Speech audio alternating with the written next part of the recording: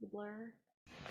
So why don't you grab your bolster and we'll take experiencing some releasing of your back, even creating some space for your back as the back gently rounds.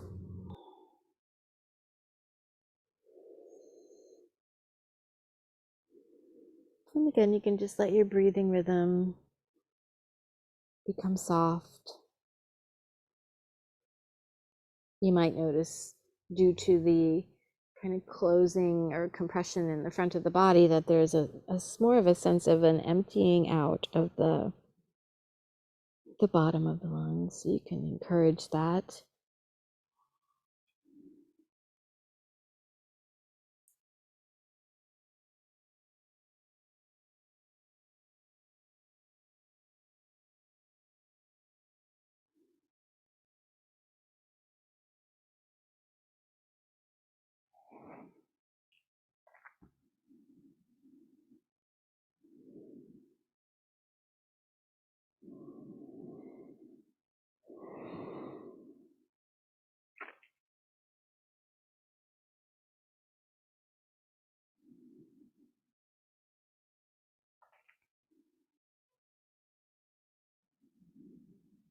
And try to remind yourself that you have nowhere else to be, no place that you need to be. No one is expecting anything of you right now, and that you are being called to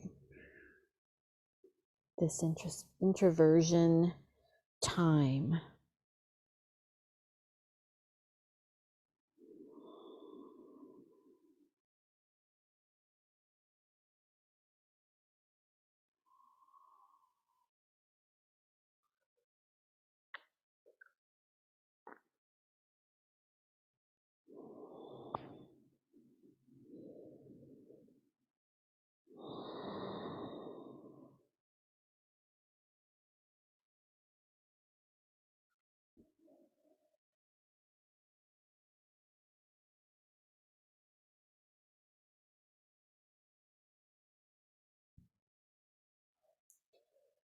All right, so take another breath here.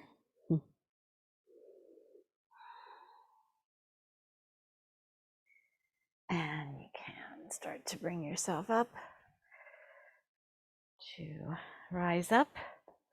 Can you move your bolster out from under your legs?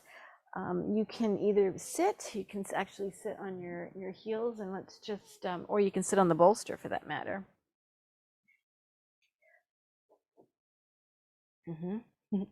And take your your arm over your head, and let's just do this gentle neck opener. So try to be very two-dimensional here, so that you don't try to, you could turn your head, and then of course that opens up a different place, but just try to be two-dimensional to start. You open up the side of the neck. Think of it as sort of the east and the west poles. And then you can take your hand over the head and push your head back on top, and then go to the other side. Ear to the shoulder, toward the shoulder.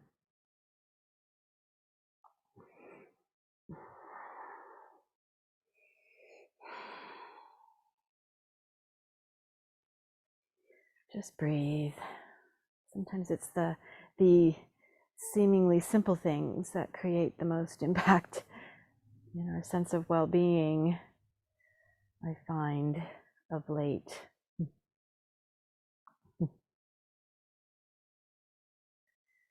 And then you can go ahead and put your head back on top. So then go ahead and roll your shoulders now, and you can take your arms into sort of these big circles.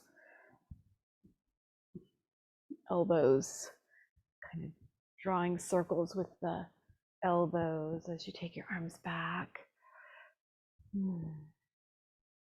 And then take your chin to the throat, chin toward the chest.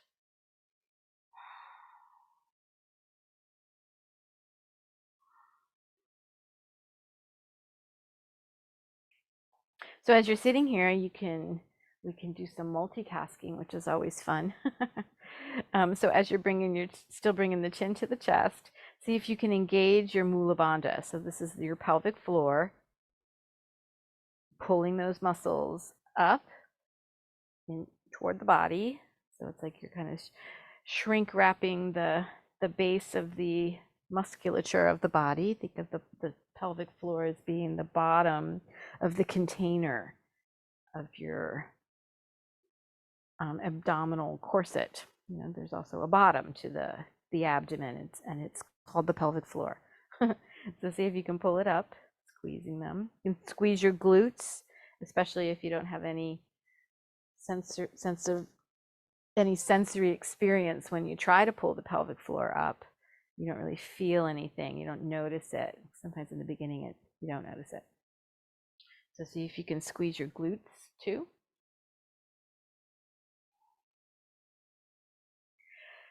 And then, or you can pulse them.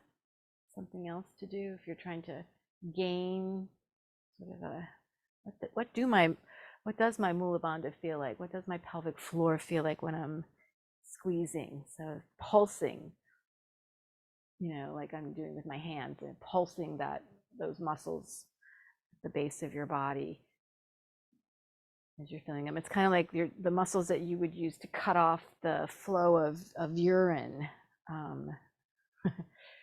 holding it. That would be the same sensory experience. So then take the chin up, opening the front of the neck, the throat.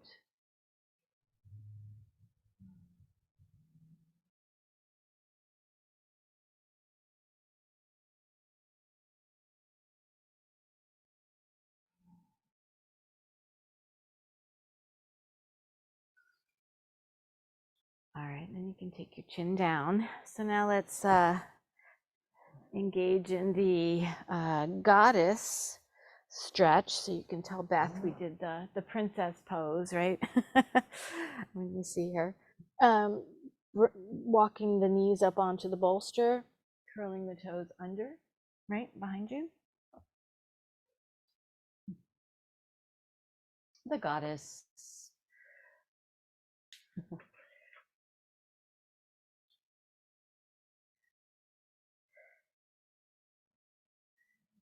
And again, you can, let's take the chin down toward the throat.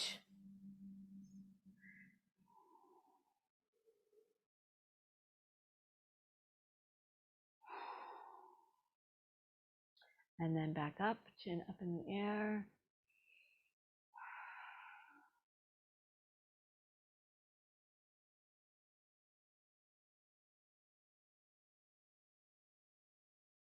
Try to smile. It's only Thursday.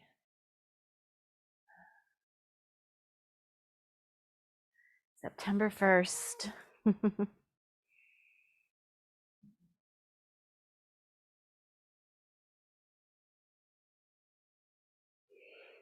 And when your feet feel like they're going to ask you to take a break, then you can crawl forward, bringing the tops of the feet to the bolster, and you can grab your blocks if you'd like some railings, or you can put a chair here in front of you. This is not a chair, it's a drum, but it still will work. You know, something here that will help you to just keep your balance, but also maintain a lift or some space in the torso. So the tops of your feet, as you can see, are on the bolster. You can slide forward as now my ankles are starting to come off the front edge of the bolster, and there's a sense of stretch to the front of my ankles, but also the tops of the feet. So the toes are still on the bolster, and so is a couple of inches of the front of my foot. And you can play your drum.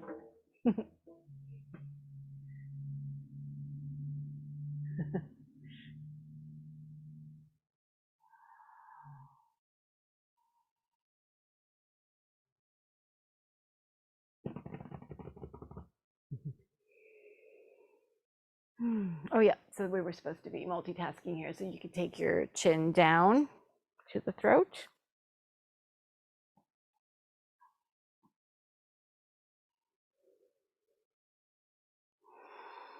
And then back up, chin up, opening the throat.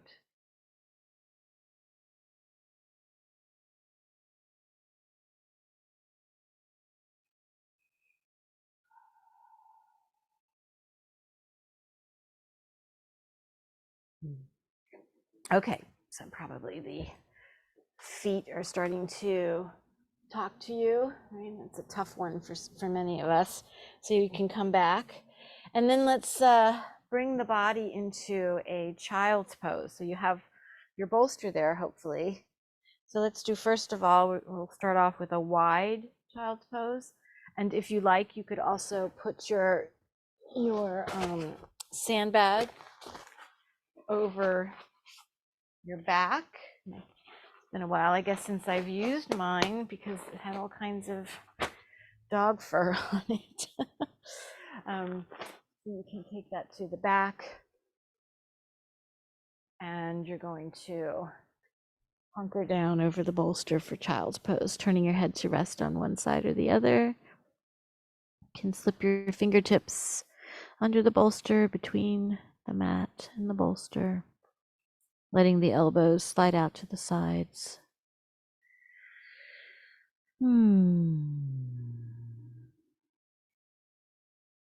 So here you could be using tone emitting, some tones of good feelings, sighs.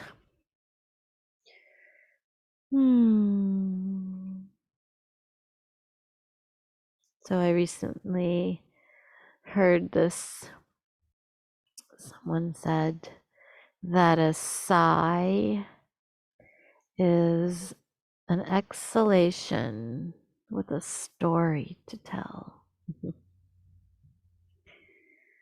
So see if you can let your breaths tell your story as you sigh.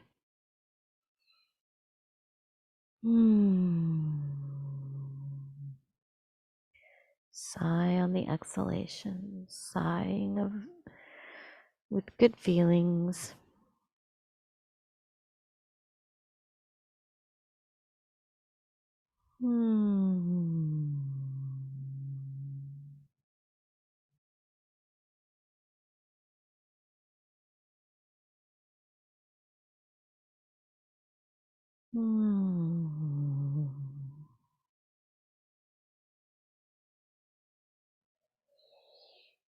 So if you like, you could press up with your hands and gently turn your head to rest on the other side of your face.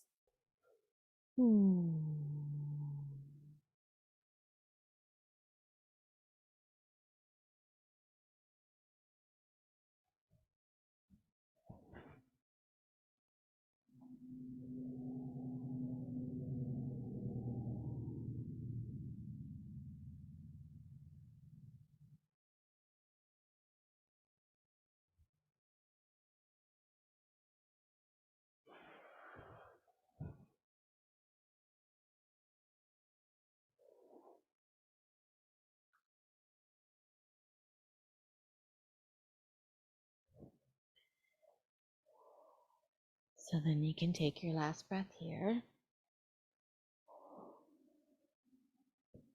pressing the palms into the floor and pushing yourself back. Let your sandbag drop. All right. So let's sit now. You can sit on the bolster if you like, if you want to sit up that high, or you can get a folded blanket. I'm going to sit on the end of the bolster. So you're going to sit in kind of the beginnings of gomakasana. So you have one knee pointing forward and the other foot kind of hops over the knee, and just place that foot wherever it's comfortable. And we're going to twist. You're going to turn the body to twist the belly moving toward the thigh in that direction. Try to keep the spine in kind of a perpendicular relationship to the floor as much as you can. If you need, you can have a block there off to the side. If you can't quite get your arm all the way around to the back of you, then put a block over there so you can have your hand be just as high as the whatever it is you're sitting on. So you don't have to lean and into the floor and shift your alignment. You want to try to be as perpendicular as possible, but you're turning and perhaps exhaling and feeling the squeeze in the abdomen, exhaling a bit more completely.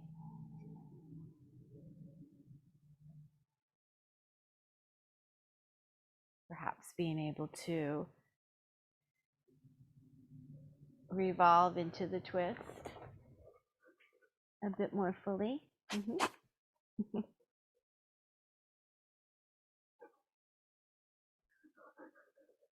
Keep the sit bones dropped, sides of the hips releasing. And then you can take that last breath and let yourself spiral back to face forward. And then just slide your heels as you straighten the legs. Just kind of keep your feet in contact with the floor as you slide your legs out into a straight position so that you are honoring your knees here as you transition.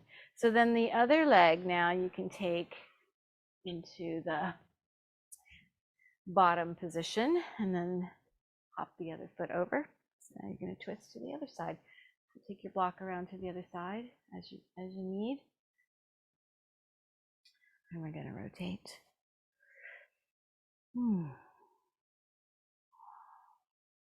Dropping those hips as you turn. Dropping the hips, but don't drop the head.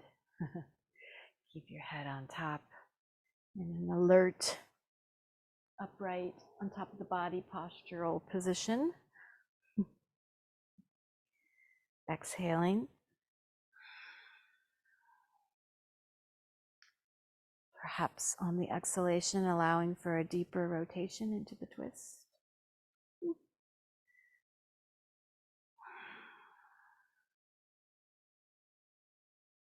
Think of this as a squeezing of the long spinal muscles, the long paraspinals that run alongside both sides of the spine. Squeezing of those muscles, but also a squeezing of the organs of the abdomen, squeezing of the digestive organs, lower intestines, which could use a squeeze. All right, so then when you're ready, you can let yourself spin back, spiral back.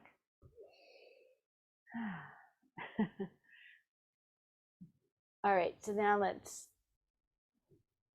come back down to the floor. So let's do these kind of upper back things. So you might want to grab a couple blocks, and you also might want to have a blanket under the lower legs to give your knees a little bit of extra cushioning. Up to you, but I do encourage it.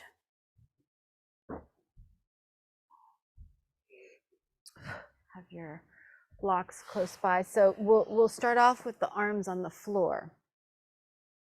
Sliding the hands forward and kind of bringing the forehead to rest on the blanket or the mat. Or if you can't get your forehead to the floor, then put the block underneath your forehead. It's also a possibility. But the arms are sliding forward, hands are on the mat. Feeling a sense of flattening, hopefully, in the upper back around the shoulder blades.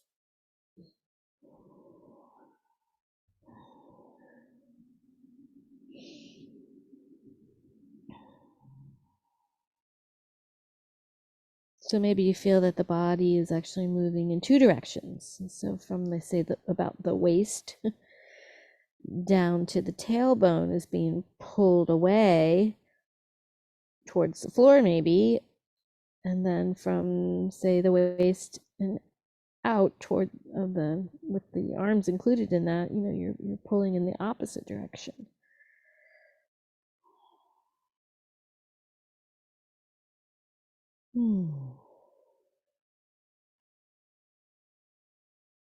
Take several more breaths here.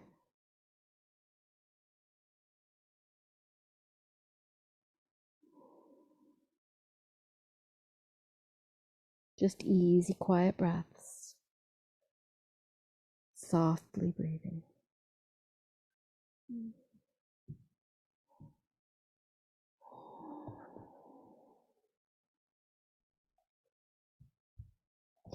All right, and then you can start to slide your hands in, your paws in, closer to you. Go ahead and push yourself up. And now the blocks are going to be placed under the hands, and they're going to be like extensions of your hands. We're going to do a similar action, sliding the hands forward, with the blocks underneath the hands. And then the head can come to the floor. But again, if you need, you can put something underneath your head. That sandbag might work. Or you can try to bring the head to the floor.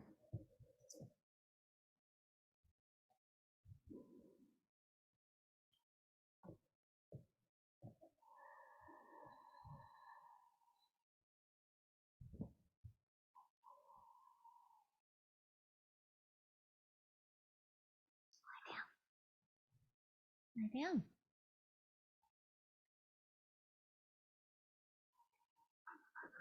There you go. Good girl. That's it. You want some blocks too? Put your paws on blocks.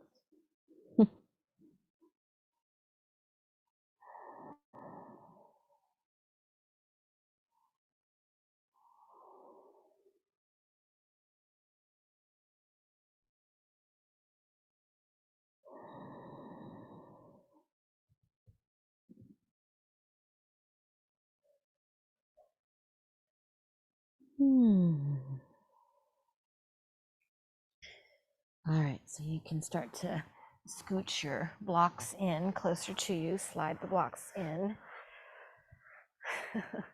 until you can come to sit back on your own heels. Okay, so now the next step of this is bringing the elbows to the block edges, right? And I know sometimes the blocks are a little hard on the backs of your arms. If you have sensitive elbows, and kind of inflammation in your elbow joints, that might be a little hard to put rest your elbows on the block. So you can get a bolster about the same height and rest your elbows on the bolster. And so you're going to have to adjust to see how far away you need to push the bolster. So the elbows are on the bolster. You can even have drop the forearms down onto the bolster. And so then you might want to come up a little with the tail up into the air, draw the sit bones up into the air, and then kind of slide your knees back a little bit, legs back. And then as you drop or allow the body to drop with gravity, the head might come and rest on the floor, the forehead. But it's going to drop, the head is going to drop between the arms. And so you can either keep the forearms on the bolster, or you can bend the elbows and take your palms together up into the air. But just notice what the shoulders are going to allow you to do today.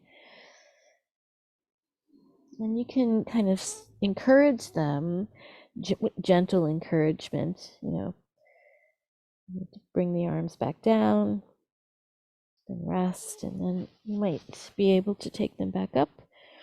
Or you might be able to go further and crisscross your wrists into the most excellent mudra as you rest your hands on your upper back.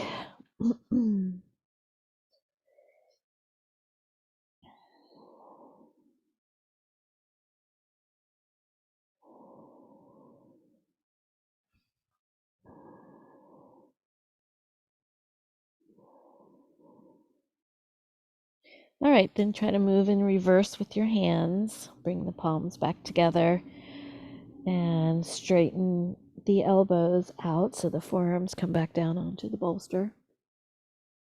And then you can kind of slide back until your palms are able to press down into the bolster, or slide the palms back down onto the floor so that you can push yourself up all the way up to sit up. Well, looks like you guys are both still with me. Yay!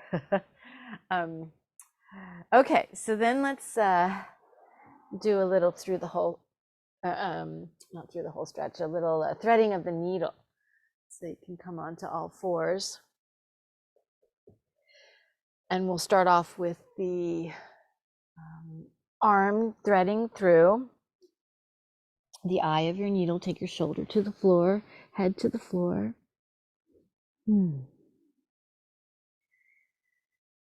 Twisting, feeling the twist, noticing the twist.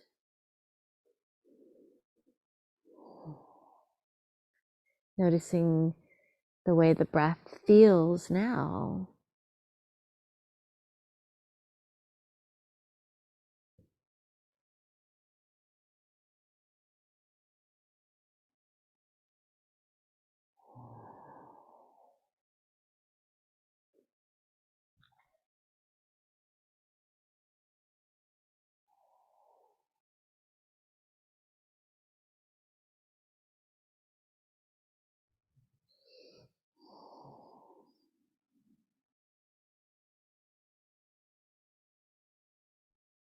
So you can take another breath here.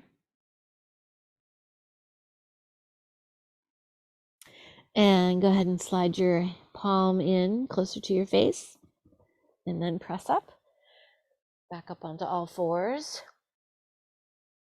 And then we'll reach to under the body with the second arm. Twisting, take the shoulder to the floor, side of the head, temple to the floor.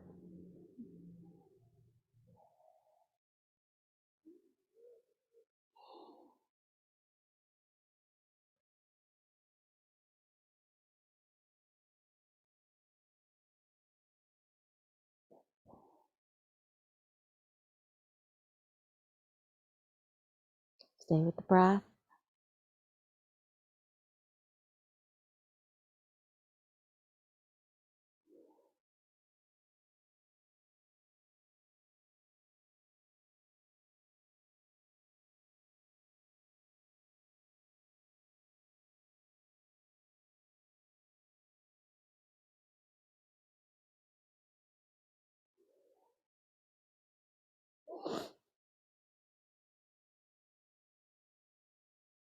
All right, so take another breath now. Slide your hand in closer to the face. Press yourself up. All right, so we're going to revisit the first side, but use a block for the palm. So go ahead and take the first arm back to the first side. So turning, twisting, shoulder and temple to the floor. And then once you feel balanced, you can take your arm off the floor, find the block, rest your palm now on the raised level of surface of the block. And you can, I've been experimenting with the second, the little slightly higher medium setting on the block. So you can try that too if you like, or just stick with the baby bear setting.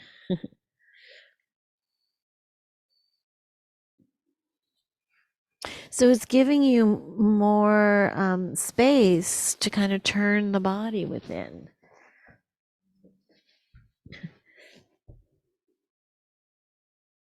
So you might notice that there's more of a sense of rotation,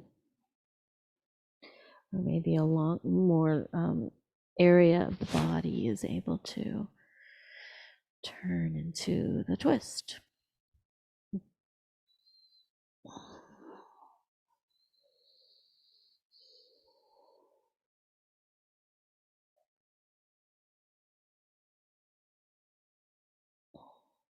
All right, so take one more breath.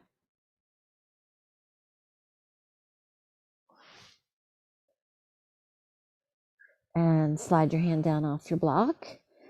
Bring it in, palm to the mat. Press yourself up. And then we'll go to the other side. Having fun yet? Okay, go ahead and turn.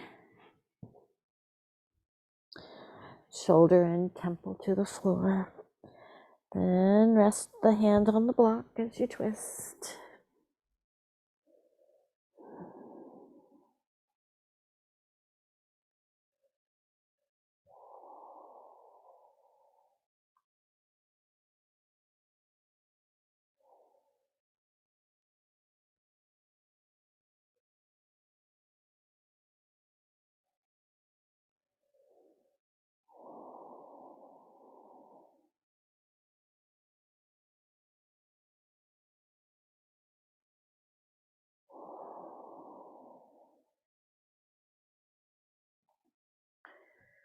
All right, so take another breath.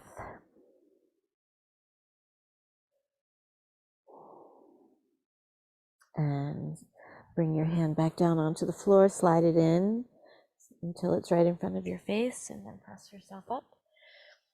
All right. So let's do a variation of fish. And so we're going to, we've been doing it with the cross-legged position for the legs, but I think today let's do the variation where your legs are straight. And you can go back to using the bolster for the back, and then using a block, though. I'm really kind of liking this, resting the head on the low baby bear setting of the block, right? So just to remind you. So the legs will be straight out. Here's your bolster. You got to kind of reach back and grab it so it doesn't chip over. So it's going to be on the side edge. And then you drape back over it. Oh, yeah. And then the head is going to rest, sort of the back of the head rests on the block. And then you can take your arms out to the side, palms facing up, really press out through the heels. So the legs are active, feet are pointing up toward the ceiling. And then you can take your palms together, reach up toward the ceiling. You could also cradle the elbows with the fingers, wrap your fingertips around your elbows, and drape your arms over the head. Hang out like that for a little bit.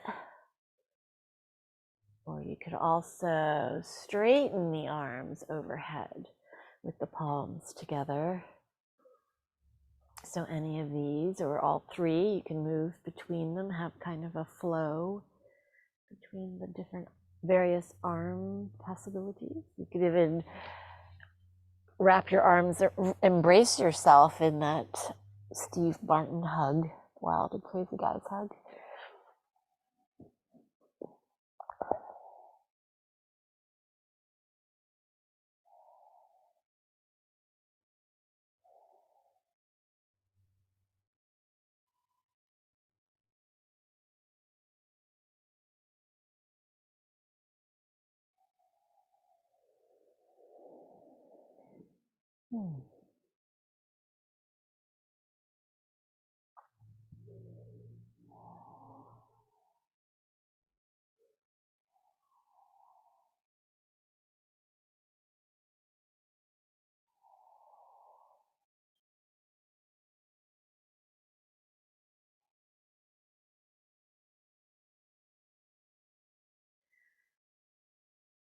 All right, then you can scoop your head with your hands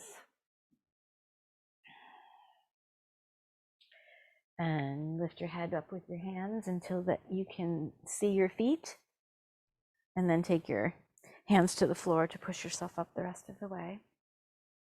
All right. So you're ready for, let's do a little Supta Baddha Konasana. We've been not practicing Supta Baddha Konasana together anyways lately. So let's add it in today. Go ahead and roll up your blankets. So you have 2 rolls to put under the legs. You can drape back over a bolster or over 2 blocks. Or you can do the 2 block, having a low setting and then a medium setting with the bolster over the top going down on an incline or a decline. Sometimes though that doing this one requires you to have a blanket on top of the top of your incline there, but you can decide what you need. I'll try it. I haven't done it that way in a while, so I think the props were calling me.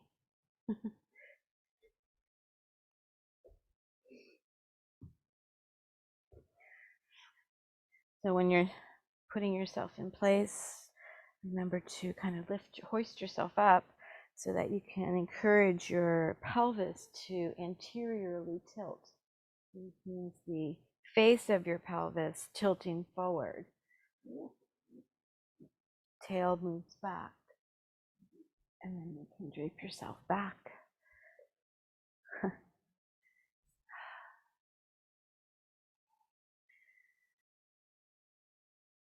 Just spread the arms away from the sides of the body a bit, externally rotating the arms so the palms are facing up.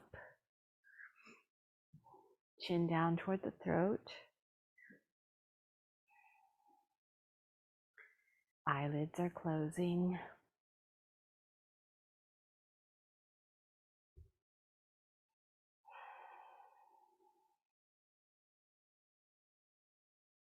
Nowhere else that you need to be.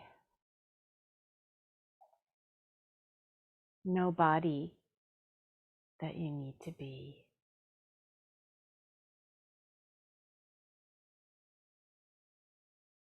No thing that you have to be doing.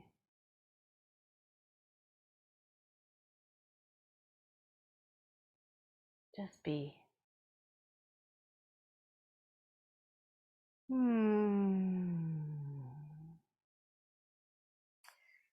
Allowing for those deep sighs of good feelings.